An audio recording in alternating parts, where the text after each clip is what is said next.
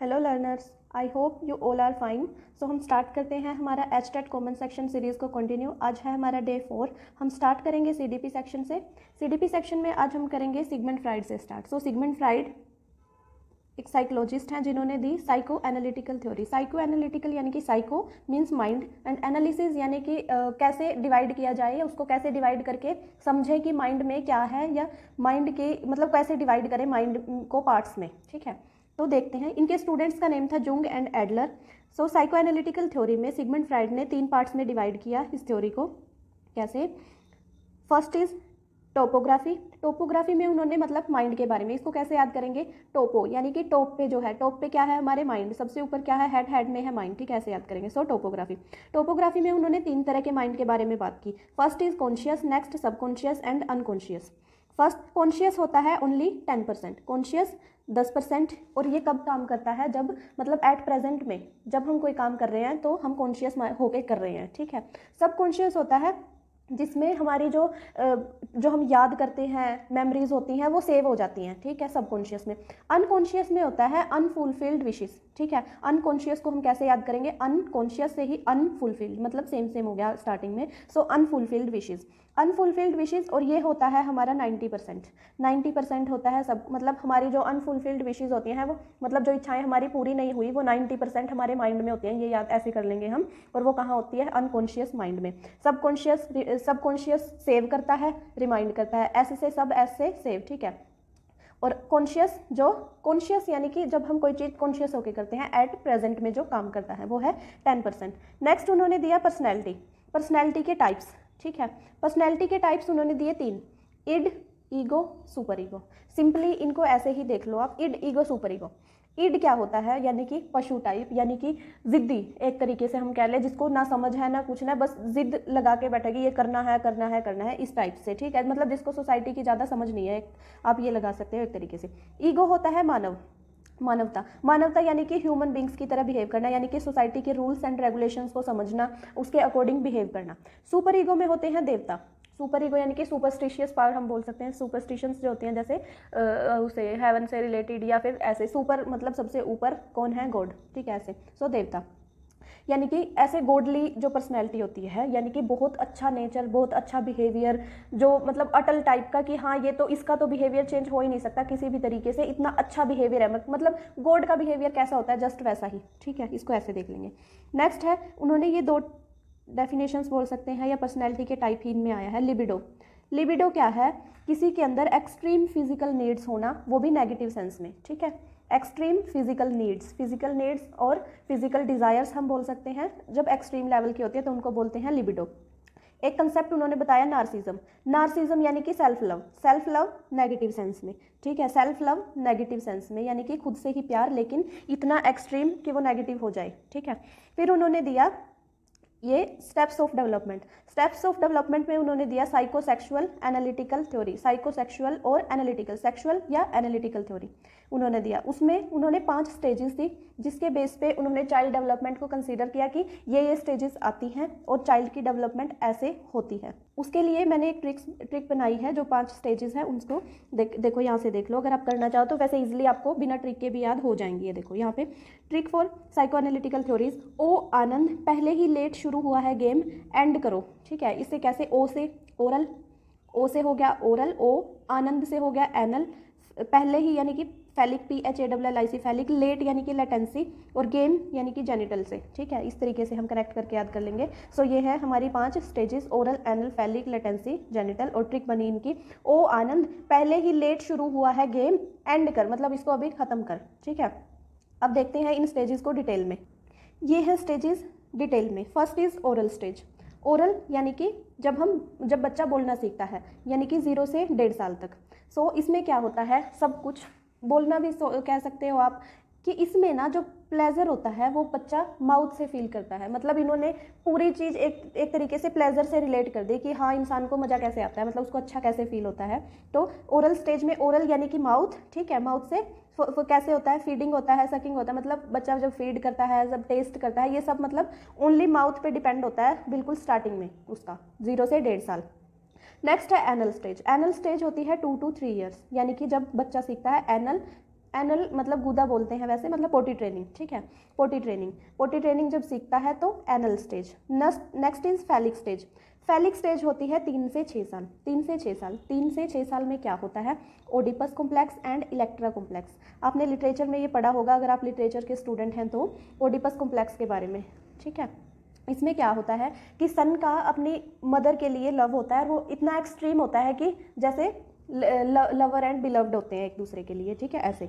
Electra में क्या होता है, डॉटर का फादर के लिए होता है लव, ठीक है, इस तरीके से होता है ओडिपस में एंड इलेक्ट्रा कॉम्प्लेक्स में। तो इसमें भी फैलिक स्टेज में यही होता है कि बच्चा जो होता है यानी कि जो गर्ल चाइल्ड होती है वो अपने फादर के साथ ज़्यादा कनेक्टेड होती है और जो बॉय होता है वो अपनी मदर के साथ ज़्यादा कनेक्टेड होता है 3 to 6 ईयर्स में।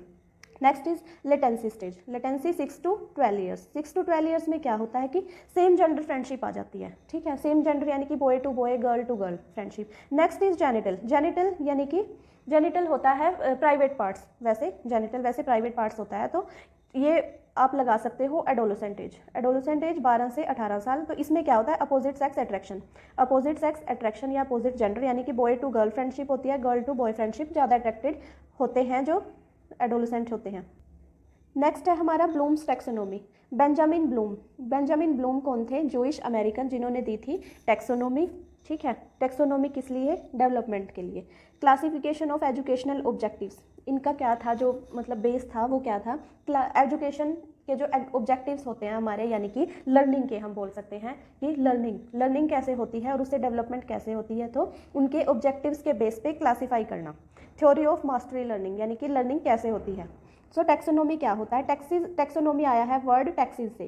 Taxis means arrangement, norms means norms होते हैं कि पैटर्न या कोई एग्जाम्पल सेट कर देना, एक हम ऐसे बोल सकते हैं कि एग्जाम्पल सेट कर देना नॉर्म्स की, आगे जो भी क्लासिफिकेशन होगी या जो भी मतलब इस पैटर्न के बेस पे होगी, एक तरीके से एक एग्जाम्पल सेट कर देना।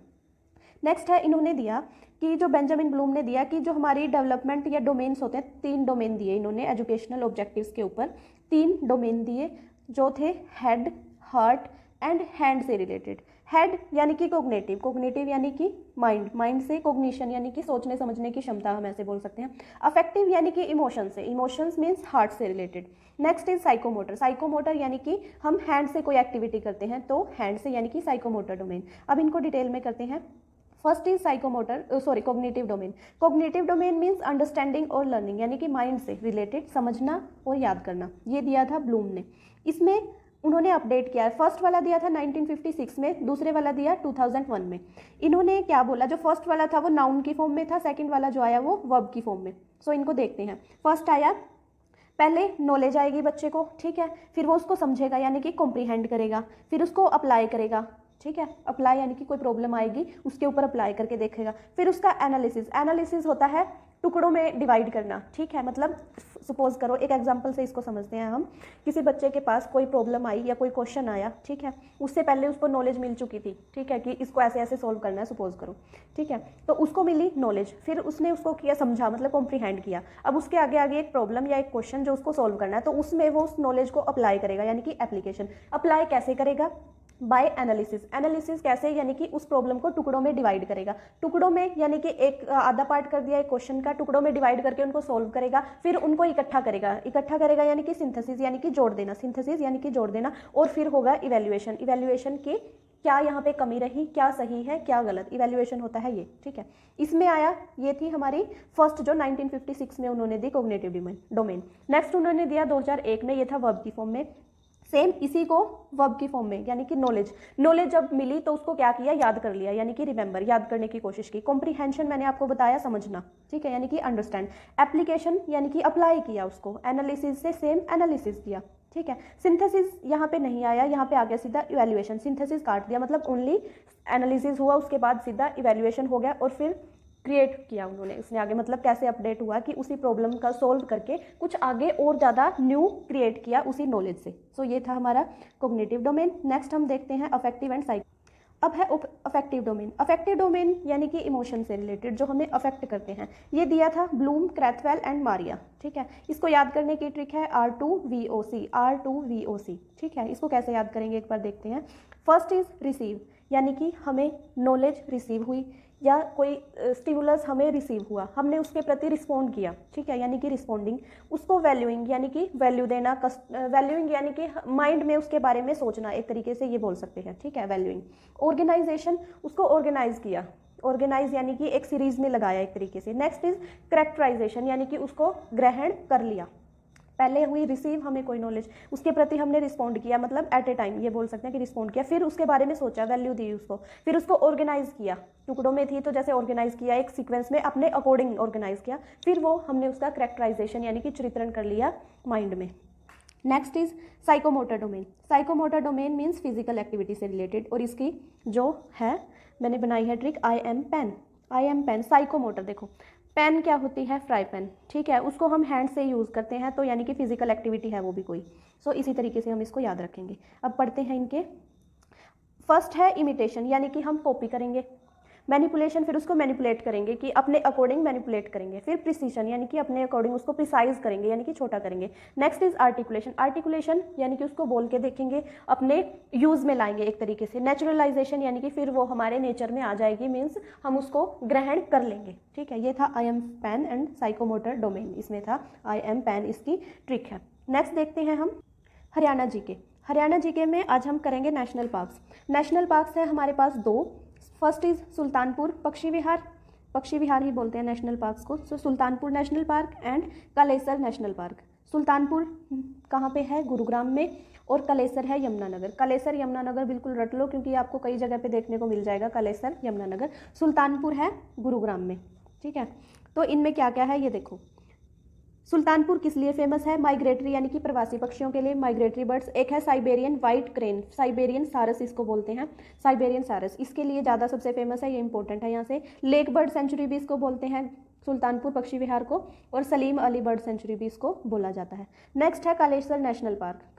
कालेसर कहाँ पे है, यमुनानगर। किस लिए फेमस है, रेड जंगल फाउल यानी कि लाल जंगली मुर्गा, भौंकने वाला हिरण, चितकारी बिल्ली, शिवा टेम्पल, साल का वृक्ष, और 3 स्टेट्स इसको टच करती हैं, हिमाचल प्रदेश, उत्तराखंड एंड यूपी, ठीक है। सो अगला देखते हैं हम वाइल्ड कंजर्वेशन एरियाज यानी कि संरक्षण केंद्र, वाइल्ड लाइफ कंजर्वेशन एरियाज। ये हैं हमारे पास दो में, एक तो है सरस्वती वाइल्ड लाइफ सेंचुरी, ये कहाँ पे है, पिहोवा, कैथल। पिहोवा और कैथल में थोड़ा सा डाउट है वैसे, लेकिन ये पिहोवा में है। पिहोवा मैं आपको बताती हूँ, ये वैसे डाउटफुल आता है कि कैथल में है या कुरुक्षेत्र में है। सो ये पिहोवा आता है कुरुक्षेत्र डिस्ट्रिक्ट के अंडर, ठीक है। नेक्स्ट है Birbara Van. Birbara Van wildlife sanctuary है जींद, ठीक है। Birbara Van wildlife sanctuary है जींद। ये मेरे को बहुत अच्छे से याद है क्योंकि मैं पिहोवा से बिलोंग करती हूँ, यानी कि मेरा मायका है पिहोवा और जींद में मेरी शादी हो रखी है, तो मुझे तो ये दोनों याद करने की ज़रूरत ही नहीं है। नेक्स्ट है देखते जू है हमारे पास 3 जू है हमारे पास 3 यानी कि चिड़ियाघर है हमारे पास 3। फर्स्ट है एक है मिनी जू और एक है नॉर्मल, मतलब जिस साइज में होते हैं बड़े वाला है रोहतक में, मिनी जू है एक भिवानी में एक पिपली में। भिवानी पिपली में है मिनी जू, रोहतक में है बड़े वाला, ठीक है। और एक है भाई अपना डियर पार्क यानी कि हिरन का पार्क। हिरन पार्क ओनली एक ही है और वो कहाँ पे है, हिसार में है डियर पार्क। नेक्स्ट हम देखते हैं, नेक्स्ट है हमारा टॉपिक आर्टिकल्स। वैसे हम कर चुके हैं, ये मैं आपको करवा चुकी हूँ आर्टिकल्स पहले भी, लेकिन एक बार अच्छे से रिवाइज कर लेते हैं दोबारा से। सो आर्टिकल्स क्या हैं, use to define if the noun is specific और नॉट। क्या डिफाइन करते हैं कि नाउन जो है वो स्पेसिफिक है या नहीं है। हमेशा नाउन से पहले यूज होते हैं ये, used before nouns. Speak about noun, noun के बारे में बोलते हैं कि नाउन सिंगुलर है, प्लूरल है, स्पेसिफिक है, यानी कि उस नाउन के बारे में हम पहले से हमें नॉलेज है नहीं है, ठीक है। आर्टिकल्स होते हैं 2 टाइप्स के, डेफिनेट यानी कि द आर्टिकल आता है उसमें, और indefinite means a and an. अब डेफिनेट का हमें पता लगा, डेफिनेट होता है कोई स्पेसिफिक चीज़, स्पेसिफिक नाउन, तो उसके साथ लगेगा हमेशा द। इनडेफिनेट यानी कि हमें उसके बारे में नॉलेज नहीं है पहले, अननोन आइडेंटिटी है, इनडेफिनेट, तो उनके आगे लगेगा ए एंड एन कंडीशंस के अकॉर्डिंग। अब देखते हैं कि कहाँ पे यूज ऑफ द का यूज कहाँ पे होगा, सिंगुलर, प्लूरल, अनकाउंटेबल, ठीक है। अनकाउंटेबल होना चाहिए, सिंगुलर प्लूरल दोनों पे लग जाएगा। अब है ए और एन का क्या फंडा है, ए लगता है कॉन्सोनेंट साउंड के साथ और एन लगता है vowel sound. Vowel sound A, E, I, O, U, इन साउंड्स के साथ लगता है एन और बाकी के साथ लगेगा कॉन्सोनेंट साउंड्स यानी कि ए लगेगा। सो इसको ध्यान रखना, वावल साउंड के साथ लगेगा एन। कॉन्सोनेंट साउंड हमें जाना हमें वावल के साथ नहीं जाना, हमें जाना है साउंड पे, ठीक है, साउंड पे। साउंड AEIOU, इन साउंड से जो स्टार्ट होंगे हमारे वर्ड्स उनके साथ लगेगा हमेशा एन, और बाकी के साथ लगेगा। अब है जहाँ पे कोई आर्टिकल नहीं लगता, यानी कि कहाँ पे नहीं लगता, एक तो मटेरियल नाउन में नहीं लगता, एक एब्स्ट्रैक्ट नाउन। एब्स्ट्रैक्ट नाउन यानी कि इमोशन, ठीक है। मटेरियल नाउन यानी कि जिनसे कोई चीज़ बनती है, ठीक है। तो इसको कैसे देखो, Raj bought an ink pot. Ink pot क्या है, इंक पोट है दवात, मतलब डिब्बी है, एक ऑब्जेक्ट है प्रॉपर, ठीक है। ये तो हो गया नाउन, बट ये मटेरियल नाउन नहीं है क्योंकि ये तो ऑलरेडी एक प्रोडक्ट तैयार हुआ है, ठीक है। सो इसके साथ लग जाएगा एन, आई की जो साउंड है उसकी वजह से। नेक्स्ट एग्जांपल देखो, राज बोट एन, यहाँ पे नहीं आया इंक, ओनली इंक आया क्योंकि ये है मटेरियल नाउन। मटेरियल नाउन है इंक क्योंकि ये लिक्विड फॉर्म में है और इससे आगे भी मतलब राइटिंग होती है इंक से, तो इससे कुछ प्रोडक्ट तैयार होता है, ऐसे देख सकते हैं हम। Raj is an intelligent boy, boy लगा है पीछे, ठीक है, इसलिए इंटेलिजेंट जो है एडजेक्टिव का काम कर रहा है, इसलिए यहाँ पे लग गया एन। और राज इज इंटेलिजेंट ओनली है तो ये है एब्स्ट्रैक्ट नाउन, इसलिए यहाँ पे कोई आर्टिकल नहीं लगेगा।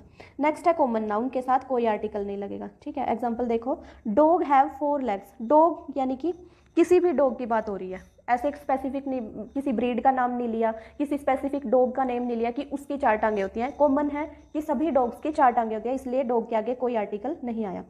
नेक्स्ट है पोस्ट। पोस्ट के आगे आएगा द, देखो कैसे, पोस्ट के आगे आएगा the principal of our school is awesome personality. Principal है पोस्ट, उनके बारे में बताया कि वो एक ऑसम पर्सनैलिटी है, तो लग जाएगा द, यानी कि स्पेसिफिक बना दिया कि हमारे स्कूल के प्रिंसिपल। लेकिन अगर पोस्ट के आगे अपॉइंटेड, इलेक्टेड या सिलेक्टेड वर्ड आ जाते हैं तो कोई भी नाउन नहीं आएगा। एग्जाम्पल देखो, Raj was appointed dash headmaster. Raj was appointed, the headmaster नहीं लिखेंगे अब हम इसको, हम लिखेंगे only Raj was appointed headmaster, ठीक है। सो अगर पोस्ट के बारे में हमें पता है अच्छे से, स्पेसिफिक है पोस्ट, तो आएगा द, नहीं तो कुछ भी नहीं आएगा। Next is language. लैंग्वेज का भी यही फंडा है कि लैंग्वेज जब पर्सन के लिए है, पर्सन यानी कि वो हो जाती है स्पेशल। लैंग्वेज वैसे क्या है, एक लैंग्वेज है, ठीक है, तो हम उसको लैंग्वेज की तरह यूज़ कर रहे हैं तो आएगा, कोई आर्टिकल नहीं आएगा, लैंग्वेज की तरह ही यूज़ कर रहे हैं। Example, I love Hindi, I love French. लेकिन अगर हम उसको स्पेशल बना रहे हैं, जैसे उसको एज अ ह्यूमन बीइंग हम उसको कनेक्ट करके बता रहे हैं। एग्जांपल देखो, the English were cunning. English अब यहाँ पे लैंग्वेज के लिए यूज़ नहीं हुआ, इंग्लैंड के लोगों के लिए यूज़ हुआ है। द फ्रेंच आर इंटेलिजेंट, तो ये फ्रेंच लैंग्वेज के लिए यूज़ नहीं हुआ, फ्रेंच लोगों के लिए यूज़ हुआ है, ठीक है। तो कोई आर्टिकल, तो सॉरी द आर्टिकल आएगा। और अगर हम सेम वैसे ही जो है चीज़ उसके लिए यूज़ कर रहे हैं तो कोई आर्टिकल नहीं आएगा। नेक्स्ट देखते हैं इंस्टीट्यूशन। इंस्टीट्यूशन का क्या फंडा है, जैसे लैंग्वेज का है वैसे ही। अगर हम उसको प्राइमरी पर्पस क्या होता है कि जिस चीज़ के लिए वो बनी है। फॉर एग्जांपल, स्कूल है, स्कूल मैं जा रही हूँ पढ़ने, आई गोज टू स्कूल, मैं स्कूल जाती हूँ, स्कूल जा रही है मतलब, और कोई पर्पस नहीं बताया तो सीधी सी बात है कि प्राइमरी पर्पस ही है, यानी कि पढ़ने जाना ही है, तो कोई आर्टिकल नहीं आएगा। लेकिन हम उसको स्पेशल कैसे बना देंगे, जब हम वहाँ पे स्कूल जाएंगे कुछ और काम से, जैसे कि अपने दोस्त से मिलने। He goes to school to meet his friend, यानी कि उसका सेकेंडरी पर्पस हो गया, पढ़ाई के अलावा जो पर्पस हो गया, तो हमने उसको बना दिया स्पेशल। तो स्पेशल के आगे लगेगा द। आगे देखते हैं, म्यूजिकल इंस्ट्रूमेंट के साथ भी ऐसा ही केस है। म्यूजिकल इंस्ट्रूमेंट में क्या है, जब वो स्टैचू फॉर्म में है, म्यूजिकल इंस्ट्रूमेंट यानी कि कोई भी फ्लूट, पियानो, इस तरीके से, अगर वो स्टैचू फॉर्म में है तो आएगा ए, ठीक है। और अगर हम उसको बजा रहे हैं या उसको टीवी को देख रहे हैं तो आएगा द। मतलब जब हम उसको यूज़ कर रहे हैं तो हमने उसको बना दिया स्पेशल, फिर वो आएगा द, अदरवाइज आएगा ए। नीचे है बॉडी पार्ट्स। बॉडी पार्ट्स के साथ एंड एडजेक्टिव के साथ आता है the. Example, he broke the bone of his leg. The bone मतलब हमने स्पेशली बोन की बात की कि कौन सी बोन, ठीक है, टांग की, ठीक है, लेग की। I felt pain in the knee, मतलब स्पेशल कौन, नी की बात की, स्पेशली आइडेंटिफाई किया गया है कि उस बॉडी पार्ट में, ठीक है, इस तरीके से कि तब हम यूज़ करेंगे द। नेक्स्ट है पोजेसिव केस। पोजेसिव केस होता है कि कोई चीज़ मेरी है, पोजेशन यानी कि किसी की कोई चीज़ होना, किसी से बिलोंग करना, उस केस में कोई आर्टिकल नहीं आएगा। आगे है मेजरमेंट। मेजरमेंट में क्या होता है, यूनिट। मेजर यानी कि यूनिट जब होती हैं तो उनके साथ क्या आएगा, कोई नाउन नहीं आएगा। और जब होती हैं किलो, लीटर, मीटर, उनके साथ आ जाएगा ए और एन। एग्जाम्पल देखते हैं, he bought a kilo of rice, 1 kilo चावल, ठीक है। The table dash is 2 metre long. जो टेबल है वो 2 मीटर लंबी है, इसमें क्या ए एन मतलब 2 हो गया ना, काउंटेबल आगे हो गया, काउंटेबल है प्लस उसमें बताया गया 2 के आगे हम ए कुछ लगा ही नहीं सकते, ठीक है। दा के आगे लग गया तो हमें पता है हम किस टेबल की बात कर रहे हैं, आगे वाली तो कॉमन चीज़ है, ठीक है, तो कोई आर्टिकल नहीं आएगा। Next is uncountable.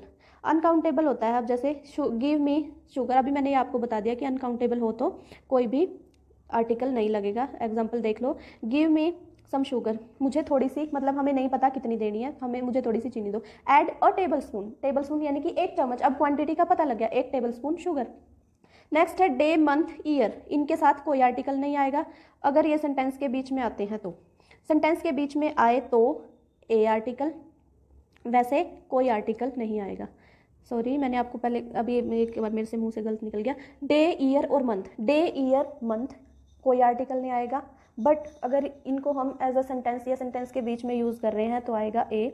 Specific month या ईयर की बात हो रही है, यानी कि मैंने आपको एक कॉमन सी चीज़ बताई कि द आर्टिकल कहाँ पे आएगा, जब हम उसको स्पेशल केस बना देते हैं, हम उसको यूज़ करते हैं, या स्पेसिफिकली किसी मंथ की बात हो रही है, किसी डे की बात हो रही है, तो आएगा द, अदरवाइज कोई आर्टिकल नहीं आएगा, ठीक है। और अगर बीच में कहीं पे आपको पता लग जाएगा, वैसे सेंस के साथ जाना हमेशा आर्टिकल्स में, तो आपको अच्छे से आइडिया हो जाएगा कि हाँ इसके साथ आएगा नहीं आएगा।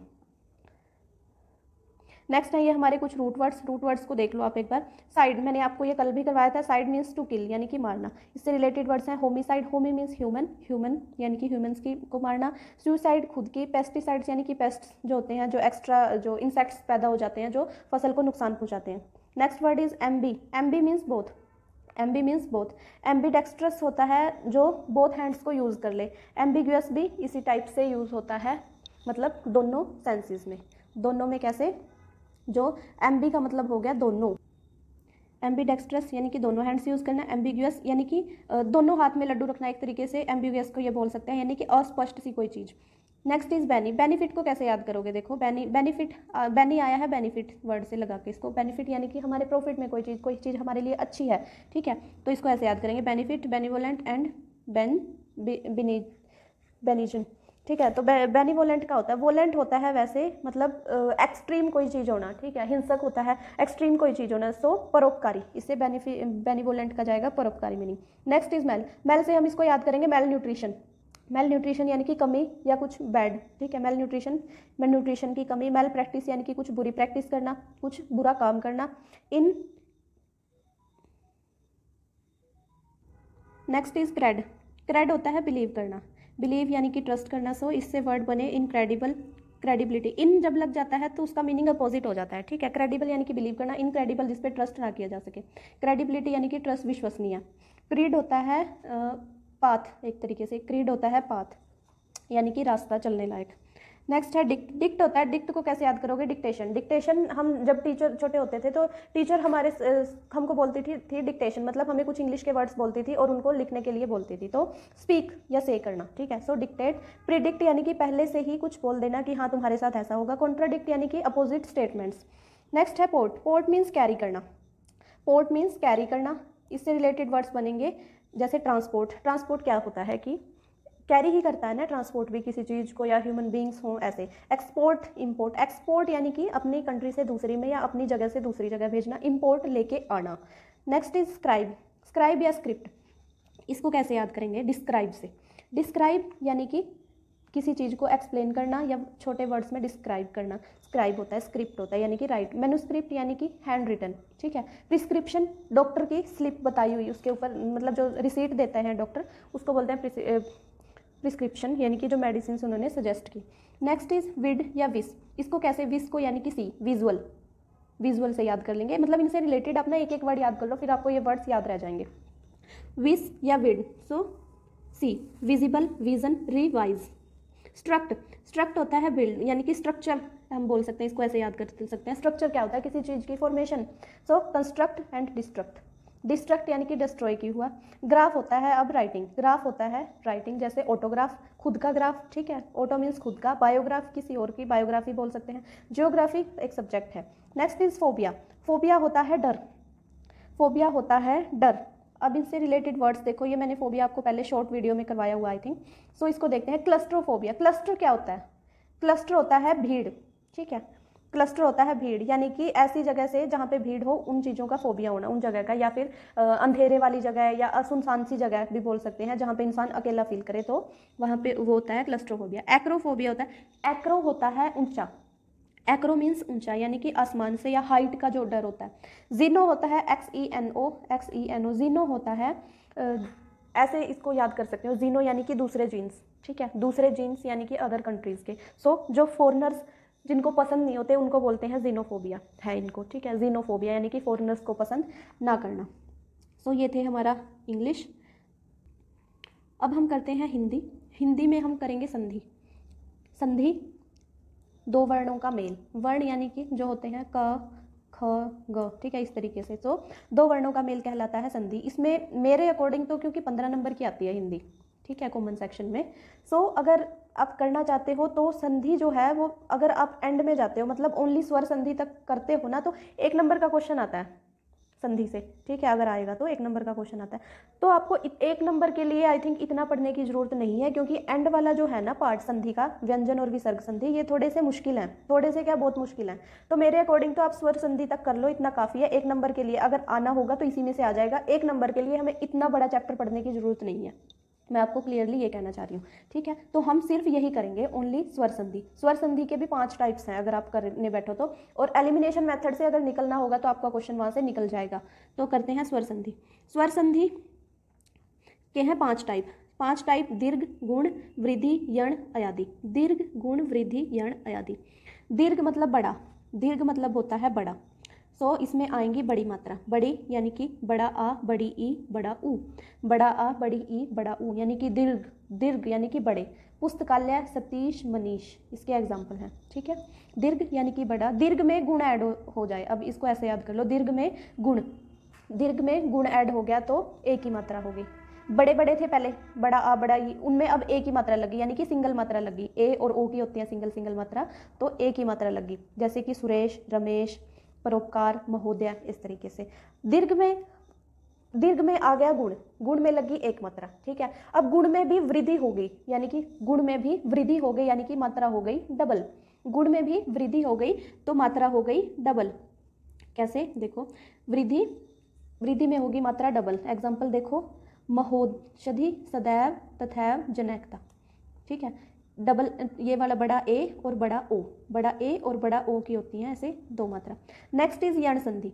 यण संधि में क्या होता है? जैसे सिंपली लिखा हुआ है यण, यण में कोई मात्रा कोई कुछ नहीं है, ठीक है। इसको ऐसे याद करेंगे, इसमें आता है य, यण से ही य, व और र, ठीक है। यण से य, व, र, ऐसे याद कर लेंगे इसको, य से यण, य से य, व, र। इनके पहले आधा अक्षर आता है कोई भी, ठीक है। हाफ, यानी कि य, र, व से पहले आएगा अधूरा वर्ण हाफ, तो हो गया यण। यण मीन्स हाफ, ऐसे याद कर लो। इत्यादि, अन्वय, अत्याचार, य से पहले त, य से पहले त, ऐसे, ठीक है। अन्वय में व से पहले न, इस हाफ, ठीक है। आगे है अयादि। अयादि में होता है 3 अक्षर, अयादि भी बना हुआ है 3 अक्षर से, और इसमें आते भी हैं 3 अक्षर, मतलब लास्ट वाले जो आएंगे उनके बीच में आते हैं 3 अक्षर। इसमें तो 3 अक्षर दिए हुए हैं, इनसे पहले आधा वर्ण आएगा, और अयादि में आएगा 3 अक्षर, यानी कि कोई भी 3 अक्षरों से बना हुआ होएगा कोई वर्ड, और उसमें बीच में आएगा य और व।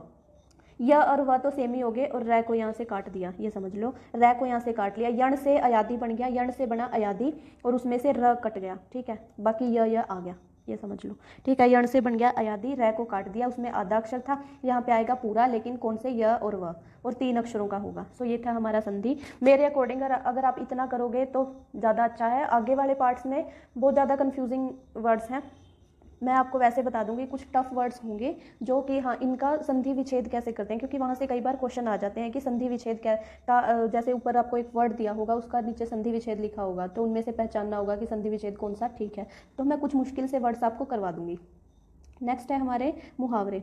मुहावरे हैं टोपी उछालना। टोपी उछालना यानी कि पगड़ी उछालना भी बोल सकते हैं। पगड़ी उछालना यानी कि डिसरिस्पेक्ट करना, किसी को अपमानित करना। टोकना, बजाना। टोकना क्या होता है? अच्छी तरह टोक, आप देखो, टोकना होता है घड़ा, टोकना होता है घड़ा। घड़ा जब हम लेते हैं, मिट्टी का घड़ा, तो हम उसको बजा के देखते हैं। बजा के कैसे? कि वो ठीक है या नहीं, ठीक है। सो टोकना बजाना यानी कि बजा कर देखना अच्छे से, उसमें आवाज़ ठीक आ रही है या नहीं। तो अगर आवाज़ ठीक आ रही होगी, मतलब जो बंद चीज़ है उसमें से आवाज़ ठीक आ रही है, मतलब कहीं से भी वो फूटा हुआ नहीं है, एक तरीके से अच्छी तरह परखना। डंके की चोट पर, डंके की चोट पर खुल्लम खुल्ला यानी कि स्पष्ट शब्दों में कहना, डंके की चोट पर कहना मतलब पूरे कॉन्फिडेंस के साथ कहना। डूबते को तिनके का सहारा, मतलब किसी के पास कोई भी हेल्प नहीं है और उसको थोड़ी सी हेल्प मिल जाए तो वो खुश हो जाएगा या उसका काम बन जाएगा, ठीक है। डूबते को तिनके का सहारा मतलब बड़ी मुश्किल में से थोड़ी सी मुश्किल आसान कर देना किसी की। डेढ़ चावल की खिचड़ी पकाना, डेढ़ चावल की खिचड़ी, अब डेढ़ चावल होता है क्या, कॉमन सी बात है कि डेढ़ चावल क्या होता है, कुछ भी नहीं, मतलब सबसे अलग रह के काम करना। डेढ़ चावल यानी कि डिफरेंट सा ही है ना, सो सबसे अलग रह के काम करना। ढेर हो जाना यानी कि ढेर हो जाना, इंसान मर जाता है तो ढेर हो जाता है, मतलब कुछ भी नहीं रहता उसकी बॉडी में तो मर जाना। तलवार के घाट उतरना यानी कि ये भी मारना है, तलवार से मारना, ठीक है, तलवार के घाट उतारना, तलवार से मारना। तारे गिनना यानी कि रात भर जागना, रात भर जागना हो सकता है, किसी की याद में हो सकता है, ठीक है, रात भर जागना। नेक्स्ट है तिल का ताड़ बनाना। तिल का ताड़ यानी कि तिल है, अब छोटा सा है, बिल्कुल छोटा सा होता है, उसका ताड़ बनाना यानी कि किसी छोटी सी बात को बहुत बड़ा बना देना। तिलों में तेल ना होना यानी कि तिलों में तेल ना होना यानी कि आशा ना होना किसी से, किसी के ऊपर कि हाँ इसमें कोई एबिलिटी है, किसी इंसान में कोई एबिलिटी है, उसके ऊपर ट्रस्ट ना होना, एक तरीके से तिलों में तेल ना होना ये होता है। नेक्स्ट है घोड़े बेचकर सोना यानी कि घोड़े बेचकर सोना, निश्चिंत होकर सोना, निश्चिंत होकर सोना। चलता पुर्जा, चलता पुर्जा यानी कि चालाक व्यक्ति, चलता पुर्जा, चलता फिरता पुर्जा। चांदी का जूता मारना, अब ये देखो ये थोड़े से इंपॉर्टेंट है यहाँ से, चलता पुर्जा जैसे एग्जाम्पल में देखो, चंद्र बड़ा ही चलता पुर्जा है, उससे बचकर रहना। चांदी का जूता मारना, रुपए के बल पर दबाना। चांदी का जूता मतलब चांदी का जूता कौन मारता है, यानी कि पैसे के बल पे किसी को दबा, पैसे के बल पे पीट देना यानी कि दबा देना उसको। चांदी होना, अत्यधिक लाभ होना या खुश होना, ठीक है। आजकल महंगाई के ज़माने में व्यापारियों की तो चांदी हो रही है, ऐसे नहीं बोलते हम कि हाँ भाई चांदी चांदी हो रही है तुम्हारी, तो ऐसे। चादर देखकर पैर पसारना, ये तो पुराने ही है और फेमस भी है कि अपना जैसा इंसान के पास पैसा हो वैसा खर्च करना, उसके अनुसार काम करना। नेक्स्ट है चार चांद लगना यानी कि चार चांद लगना, घर की शोभा बढ़ाना या शोभा वाला काम करना।